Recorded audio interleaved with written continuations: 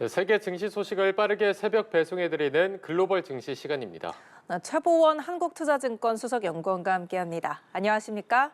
네, 안녕하세요. 네, 뉴욕 증시의 3대 주가 지수가 소폭이지만 일제히 상승을 했습니다. 먼저 간밤의 증시 상황부터 짚어주시죠. 네, 전일 S&P 500 지수는 하루 만에 0.2% 상승했습니다.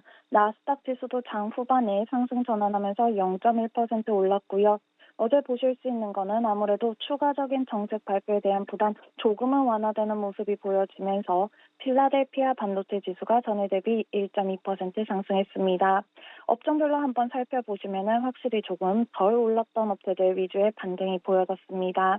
S&P 500 지수 내에서도 헬스케어, 필수 소비재 업체가 1.3%, 0.8% 상승했고요. 그리고 에너지, 유틸리티 업체도 0.7%, 0.5% 올랐습니다. 반면에 이 국채 금리에 따라서 영향을 크게 받는 소재와 금융업체는 일제히 하락하면서 마감했고요. 이런 식으로 아무래도 정책과 국채 금리 그리고 매크로 지표의 경계 계속해서 이어지면서 조심스러운 모습이 보여진 하루였다라고 보실 수 있겠습니다. 네, 오늘 3대 지수가 강보합으로 마감을 했는데 공개된 1월 FOMC 회의 의사록에서 금리 동결을 지지하고 있는 것으로 나왔죠. 매파적인 기조에도 이게 예상을 벗어나지 않았고 또 양적 긴축 속도 조절 가능성도 언급이 되면서 시장이 민감하게 반응을 하지 않았다고 보면 될까요? 맞습니다. 어제 의사록 같은 경우에는 여러 가지 내용들이 포함이 되기는 했지만 시장의 예상을 크게 벗어나지 않는 수준이었다라는 점이 투자 심리에는 긍정적으로 작용을 했습니다.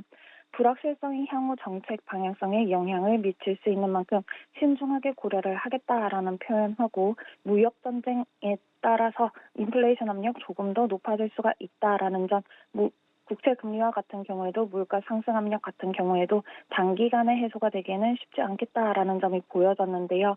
어제는 여는 총재들의 발언 역시도 상당히 좀 무난했다라고 볼 수가 있겠습니다. 네, 워싱턴발 관세 조치가 추가로 없었던 가운데 시장은 고점 부담으로 큰 폭의 움직임은 자제한 걸로 보이는데 또 주요 반도체 종목은 등락이 엇갈린 것으로 보입니다. 특징적인 종목들 어떤 게 있었습니까? 네, 아무래도 어제 같은 경우에는 빅테크 업체들, 반도체 업체들 주가 나뉘는 모습 보여졌습니다. 엔비디아와 아마존은 조금 빠지는 모습 보여졌고요. 신제품 발표에 힘입은 애플 같은 경우에는 조금 더 오르는 모습 보여졌습니다.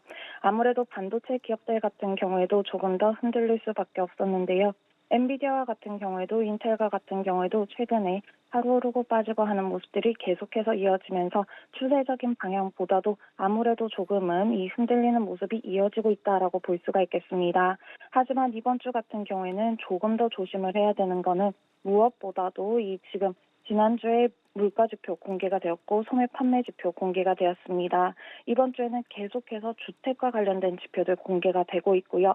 어제도 내수주 올랐듯이 조금은 덜 오른 업체들 위주의 정책들 추가적으로 발표가 되면서 영향받을 수 있는 상황입니다.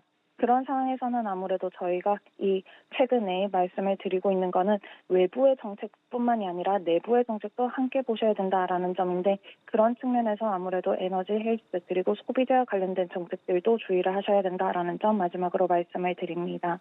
네, 오늘 글로벌 증시 최보원 한국투자증권 수석연구원과 함께했습니다. 말씀 고맙습니다. 고맙습니다.